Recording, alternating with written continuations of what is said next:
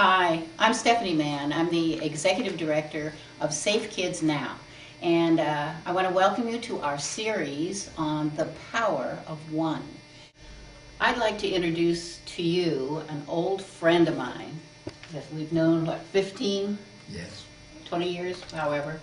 And he is a community advocate for kids, and he's been actively involved in his community in many ways.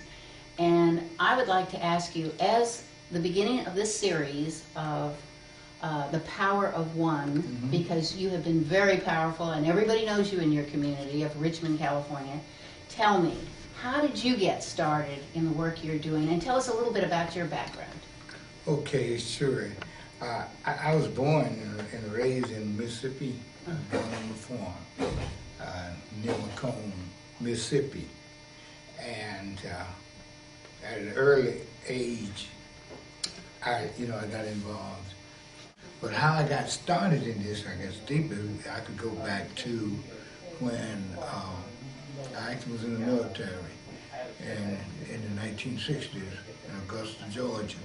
When I sat down at the lunch counters there, at that time they was doing the demonstrations. Right. And I could have gotten an Article 15 because I was in uniform. And me and some of my GI buddies said, let's go integrate this place here. So we was in that little army green. We was proud, so I felt invincible. I said, oh, no. Like all teenagers. Yeah, really, but I was naive. But we sat down, but it didn't serve me. And so the others, they wouldn't eat easily because it wouldn't serve me.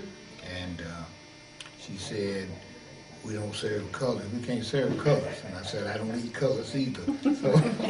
So anyway, so that gave us a sparkle. I had people who were ex-Nazis, to tell me, and this is some real good advice I got.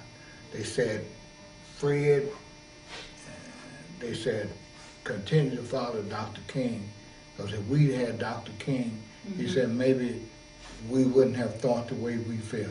And he explained to me how the concentration camp came about, even before I learned about the Treaty of Versailles.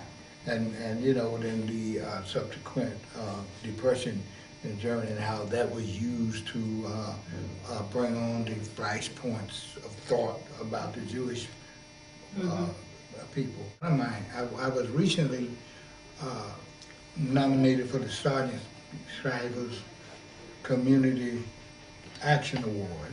Okay. And because of my work with the faith-based institution.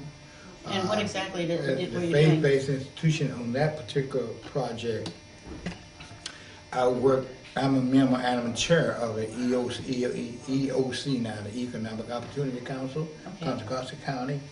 And so at that time, I was just a member, but now I'm the chair.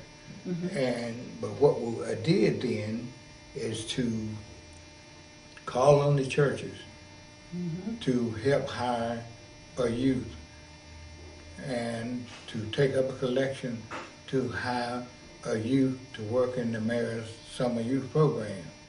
In the VIP, the Violence Prevention Initiative, VPI,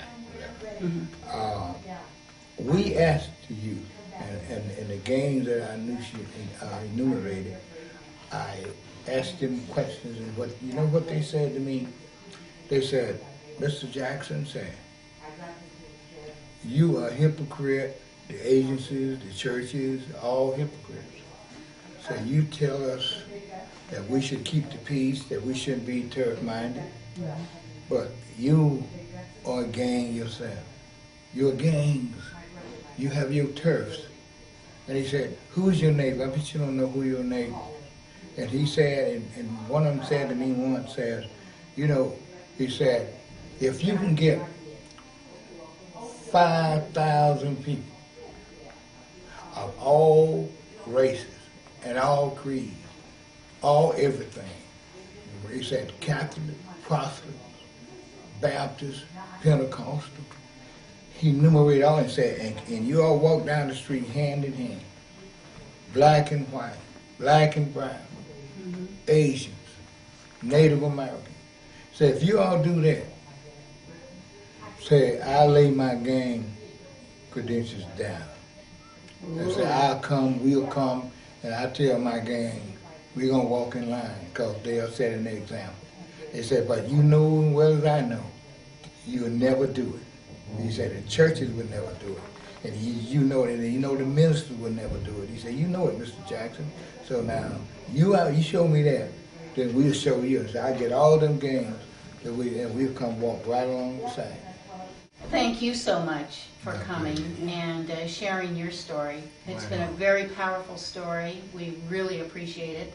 And we're going to touch the hearts of other people because this has to change. Right. She grew up in slavery.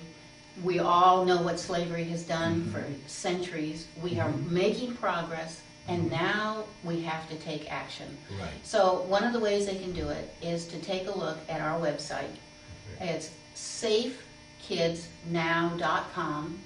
And Safe Kids Now is about how you can get involved and how you can help change what's going on in this country, because it's critical that we have more people involved in this whole process.